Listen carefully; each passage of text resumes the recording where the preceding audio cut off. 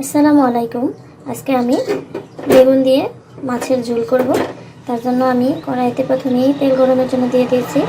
এখন আমি লবণ মরিচ হলুদ দিয়ে মেখে রাখা মাছগুলো প্রথমে ভেজে নেব।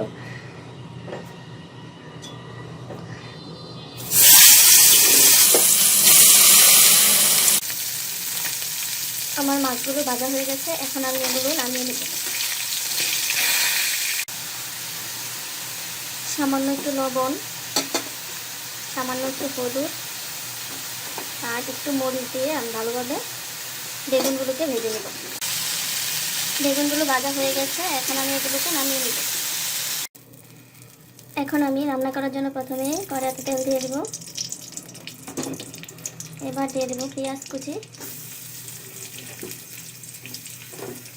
পেঁয়াজটাকে হালকা একটু তেলের মধ্যে ভেজে নেব। পেঁয়াজটা ভাজা হয়ে গেছে, এখন আমি সামান্য একটু পানি দিয়ে দেব। দিয়ে আমি হলুদ মরিচ ধনিয়া গুঁড়া একসাথে দিয়ে দিচ্ছি।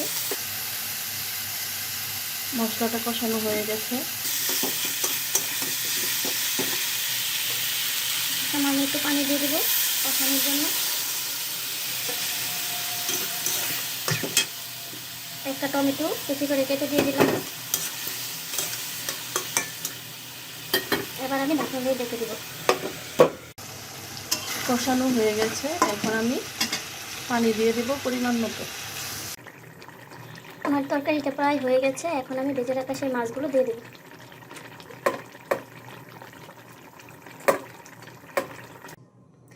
আমার তরকারিটা হয়ে গেছে, এখন আমি এগুলো পরিবেশন করে নেব।